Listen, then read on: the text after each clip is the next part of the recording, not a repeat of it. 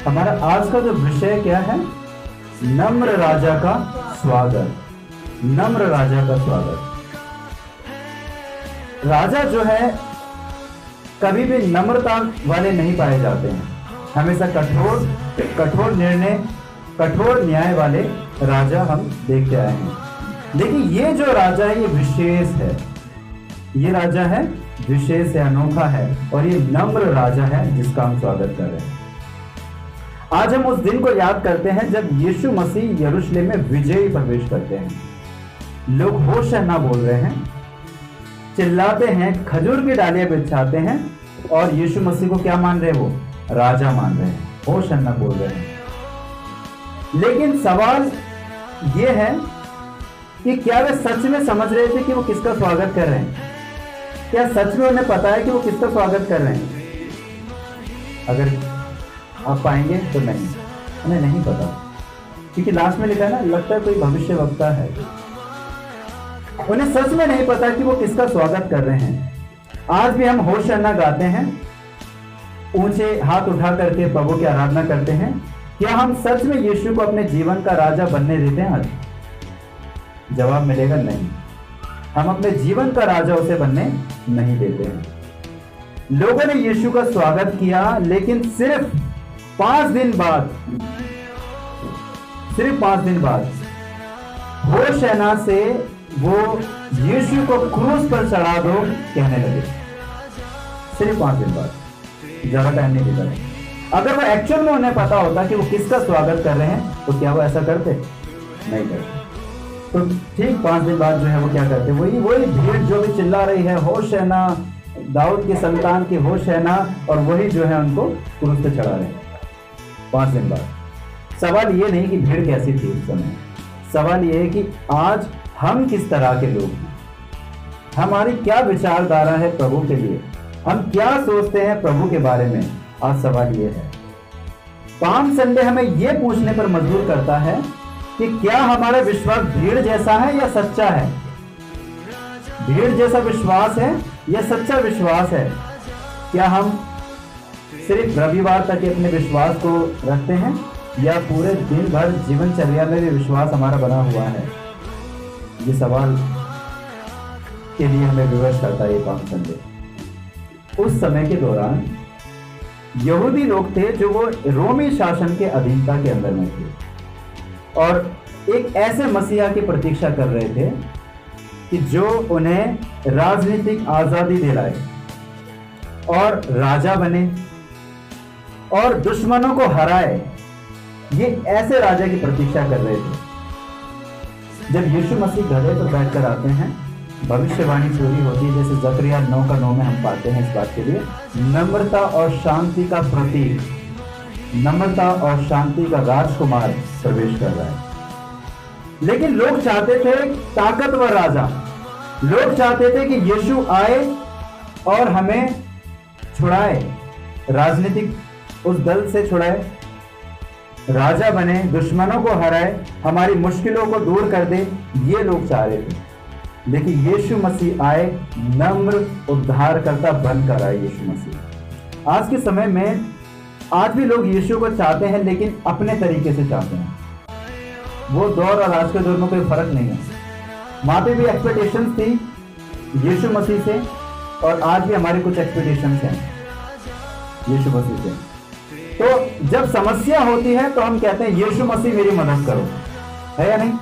जब मुश्किलों का दौर चल रहा होता है, बीमारी होती है, आर्थिक स्थिति खराब होती है, कई बार और अलग अलग प्रकार से परेशानी आती है, तो हम क्या कहते हैं? यीशु मसीह मेरी मदद करो। और हम बहुत प्रार्थना करते हैं, उस समय प्रार्थना करवाते हैं उस समय।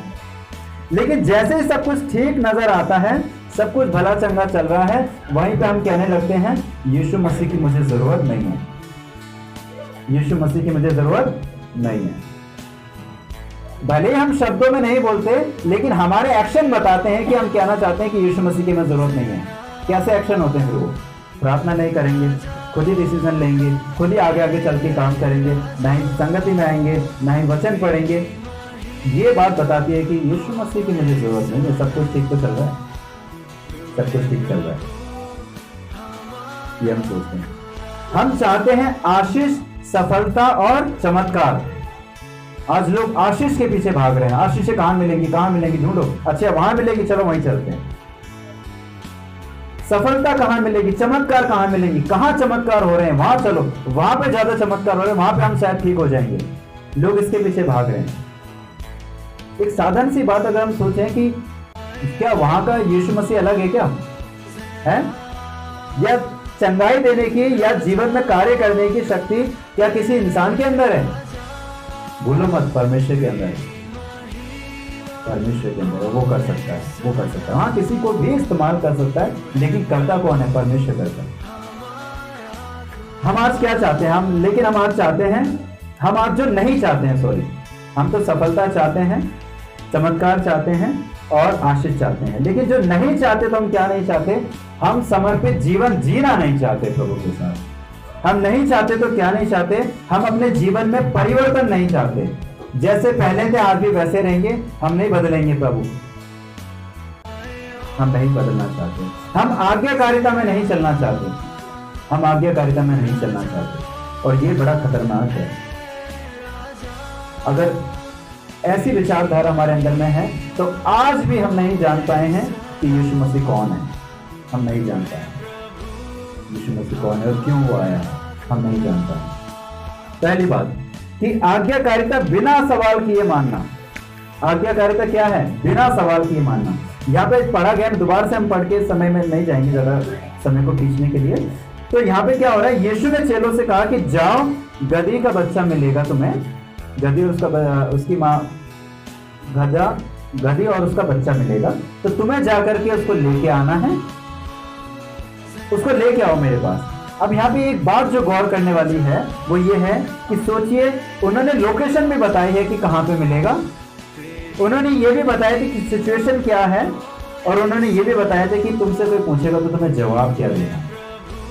अमेजिंग, अद्भुत परमेश्वर का पुत्र यीशु मसीह। चेलों को समझ नहीं आया कि आया होगा कि ये गधा क्यों मांग रहे हैं, गधे क्यों बुला। लेकिन ध्यान देना इस बात की तरफ कि यीशु सिर्फ आदेश नहीं देते, वो हर एक परिस्थितियों की भी जानते हैं, आपके जीवन की परिस्थितियों को भी वो जानते हैं। वो सिर्फ आदेश नहीं देते, आज्ञा नहीं देते, वो जीवन की परिस्थितियों को भी जानते हैं, और इसलिए उन्होंने सब चीजें बताई, लोकेशन भी बताई, सिचुएशन भी बताई, और क्या जवाब देना है वो भी बताया। चेले कह रहे हैं कि गधा ही क्यों वो बोल रहे हैं लाने के लिए, लेकिन उन्होंने सवाल नहीं किया, ओबे किया, सवाल नहीं किया, आज्ञा का पालन किया। यही सच्ची आज्ञाकारिता है। जहां समझ में कुछ ना आए वहां विश्वास काम करता है। वचन निकालिए, नीति वचन 3 अध्याय 5 पद पढ़िए। जहां आपको कुछ समझ में नहीं आ रहा है, ब्लैंक हो गए हो बिल्कुल, तो क्या करने की जरूरत है? विश्वास करने की जरूरत है। किस पर? प्रभु पर विश्वास करके चलने की जरूरत है, और फिर तुम आज्ञाकारिता में चल जाओगे, बढ़ते चले जाओगे। हाँ, पढ़िए जरा।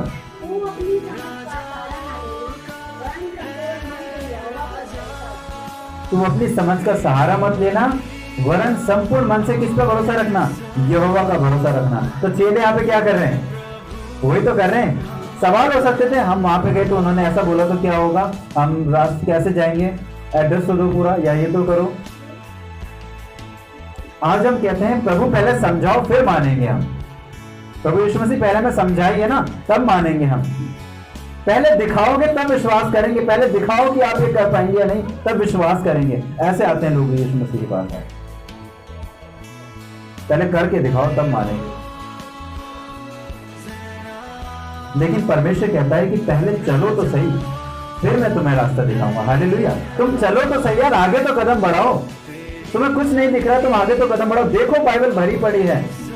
नहीं पता था कि कहां जाना है, कैसे जाना है, वो चलते गए लेकिन आज्ञाकारिता में, और परमेश्वर ने कहां पहुंचा दिया? एक आशीषित जीवन के लिए, अनंत जीवन के लिए। तुम देखो तो सही, लेकिन हमें तो चाहिए पहले दिखाओ प्रभु, फिर विश्वास करेंगे। पहले समझाओ फिर मानेंगे। आज्ञाकारिता समझ से नहीं प्रिय, भरोसे से आती है। अगर आपका भरोसा यीशु मसीह पर है तो आज्ञाकारिता में आप चलते जाएंगे और आप सवाल नहीं करेंगे। सिर्फ आपके दिमाग में ये होगा कि हाँ, मुझे प्रभु की बात माननी है, क्योंकि प्रभु की आज्ञा मेरे लिए कोई नुकसान नहीं पहुंचाएगी। ये बात जिस दिन हमें समझ में आ जाएगी तो हमारे सवाल, हमारी शिकायतें बंद हो जाएंगी और हम प्रभु के आगे कार्यक्रम में चल के बड़ी आशीष पाएंगे। लेकिन ऐसा हो नहीं पाता और लोग भी जो है नहीं समझ पाते थे। दूसरी बात, भविष्यवाणियों की पूर्ति नम्र राजा गधे पर बैठ कर आता है। जकरिया उसका पढ़िए जरा, 9 का 9, जकरिया 9 का 9।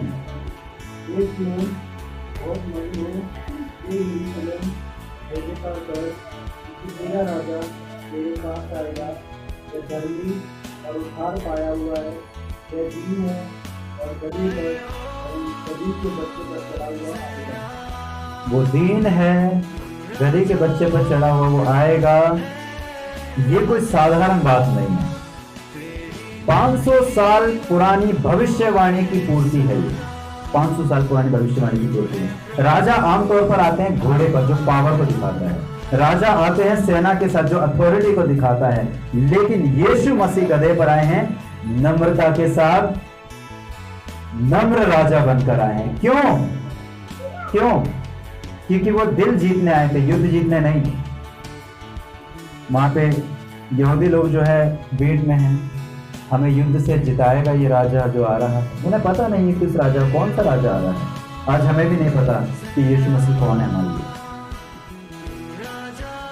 यीशु मसीह दिल जीतने आए थे, युद्ध जीतने नहीं। वो पाप हराने आए थे, लोगों को हराने नहीं। लोगों के अंदर के पाप को हराने आए थे। ये बात हमें जाननी जरूरी है। ये बात जाननी जरूरी है। आज लोग चाहते हैं पावर, पोजीशन, प्रमोशन। पावर चाहिए लोगों को, पोजीशन चाहिए लोगों को और प्रमोशन चाहिए, बढ़ोतरी चाहिए। लेकिन इसका साधारण सा जो बाइबल के अनुसार जो सिद्धांत है उसे फॉलो नहीं करना चाहते। मत्ती 20 अध्याय 26 पद पढ़िए।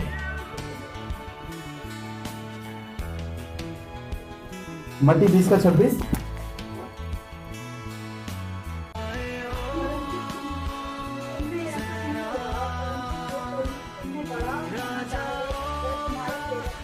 परंतु तुम में ऐसा नहीं होगा, तुम विश्वासी लोग हो।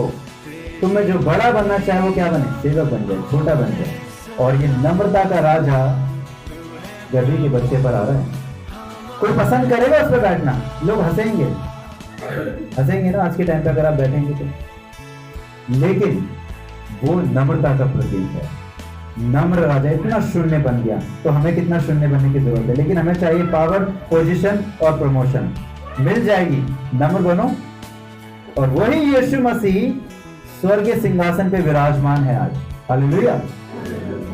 बनो तो सही उसके जैसे। यीशु ताकत दिखाने नहीं, दिल बदलने आए। ताकत दिखानी होती तो दिखा देते, सारी की सारी दुनिया घुटने टेक देती एकदम से। लेकिन वो फोर्सफुली होता, वो दिल बदलना चाहते हैं। दिल से प्रभु के पास आओ, यीशु ऐसा चाहते हैं। दिल से प्रभु के पास आओ, दिल बदलना चाहते हैं। तीसरी बात कि भीड़ का स्वागत भावना बनाम सच्चाई। भीड़ का स्वागत, भीड़ स्वागत कर रही है यीशु मसीह का। क्या क्या स्वागत कर रही है? कपड़े बिछा रही है, डालियां बिछा रही हैं, जोर से चिल्ला रहे हैं, क्या? होशाना, होशाना, हमारे बचाने वाले, हमें बचा। होशाना चिल्ला रहे हैं, होशाना चिल्ला रहे हैं। ये बहुत ही पावरफुल मोमेंट था। कभी आप लोग क्रिकेट स्टेडियम में गए हैं या फुटबॉल स्टेडियम में गए हैं कभी? तो वहां पे आपने देखा होगा कि एकदम से वहां से शोर आता है ना?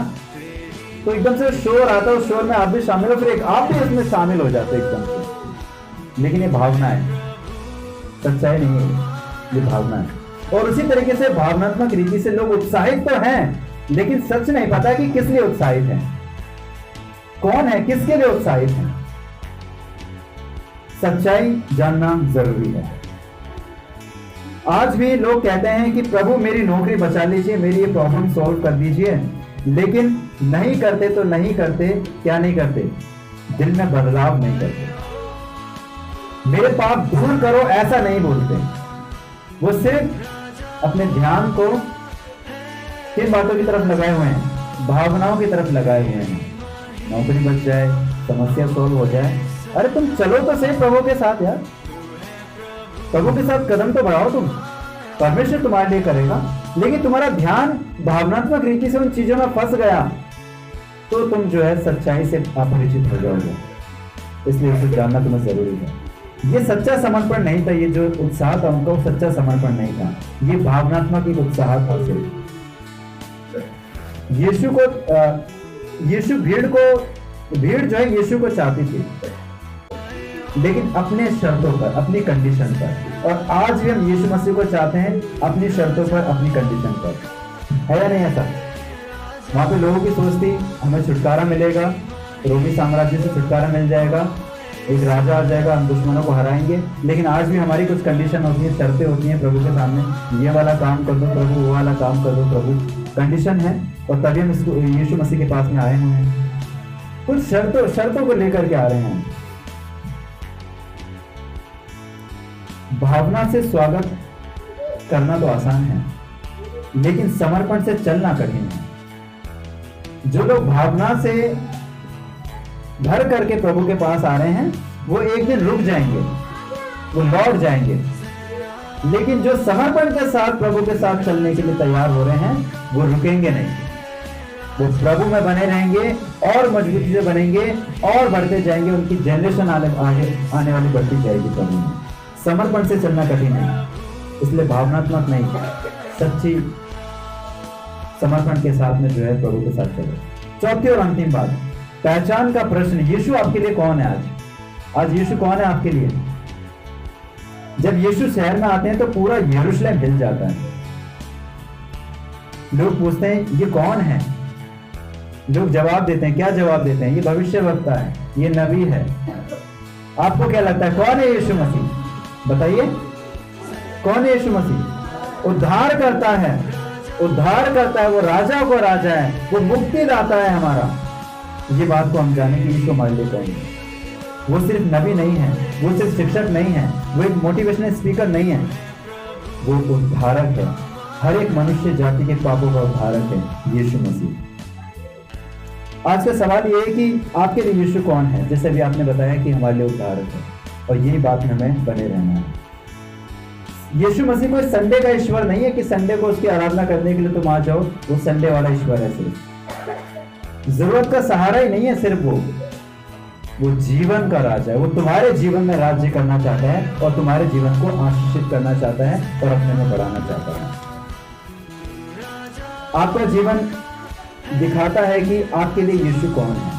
आपका जीवन दिखाएगा कि यीशु आपके लिए कौन है। एक छोटी सी कहानी शेयर करूंगा। एक आदमी जो है प्रति रविवार संडे को चर्च में आया करता था और सबसे आगे आकर के बैठा करता था और ऊंचे हाथ उठा करके जो है परमेश्वर की स्तुति, बड़ाई, प्रशंसा करता था, गीत गाता था, ऊंचे स्वर से धन्यवाद भी दिया करता था।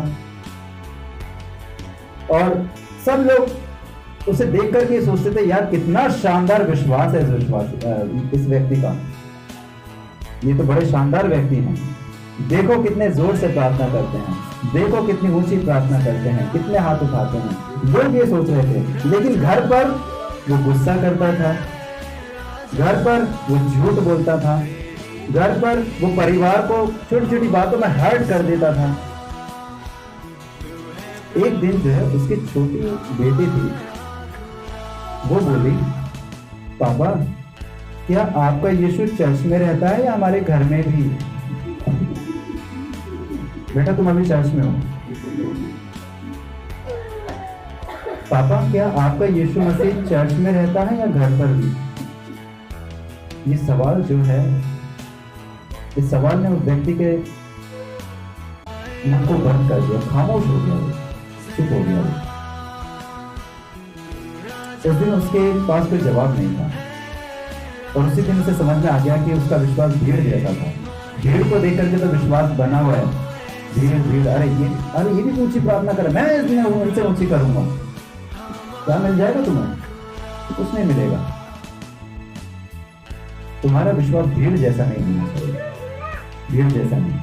तो ये जवाब जो था, ये सवाल जो था उस बच्चे का, उसके जीवन को उसने बदला। फिर उसने क्या करा, अपने घर में प्यार से बात करना शुरू किया, घर में साथ में बैठ के प्रार्थना करना शुरू किया।